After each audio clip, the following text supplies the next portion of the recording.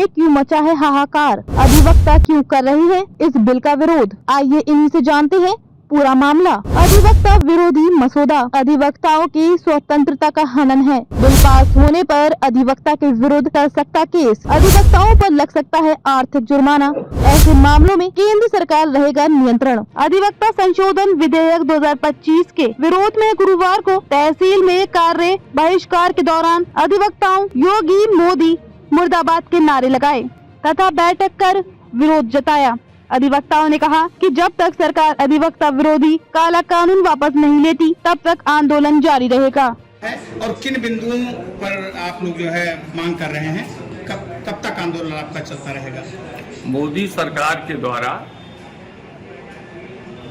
एक अधिवक्ता संशोधन बिल का मसौदा सामने लाया गया है और इस मसौदे के बाद उसको कार्य रूप दिया जाना है। जो संशोधन बिल का मसौदा उन्होंने प्रस्तुत किया है उसमें अधिवक्ताओं के अधिकारों पर सीधे कुठाराघात किया जा रहा है। उसमें एक व्यवस्था है, अभी कोई समस्या होती थी, चाहे जन समस्या हो चाहे अधिवक्ताओं की समस्या हो, तो हम लोग आंदोलन का रुख लेते थे।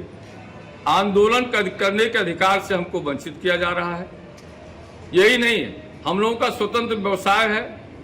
एक बिंदु ये भी है उसमें कि अगर हमारा पक्ष कोई मुकदमा हार जाता है और वो हमारा जो पक्षकार है वो अगर हमारे खिलाफ कदाचार का प्रार्थना पत्र देता है तो वो हमारे खिलाफ कार्रवाई निश्चित रूप से हो जाएगी और 3 लाख का हर्जाना भी हमको देना पड़ेगा।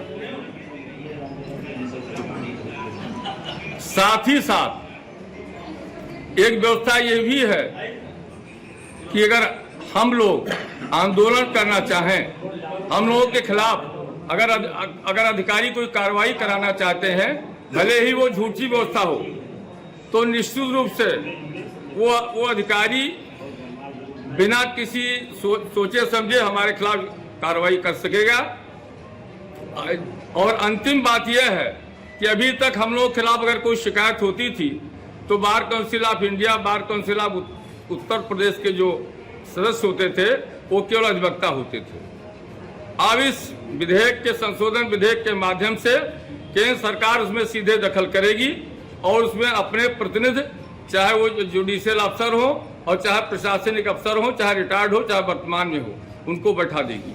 हमारे खिलाफ जो भी कार्रवाई होगी उसमें एक वकील रहेगा, बाकी 3-4 वो लोग रहेंगे, तो वो पूर्ण बहुमत से हमारे खिलाफ कार्रवाई करेंगे। हम लोग उसमें कुछ नहीं कर सकेंगे।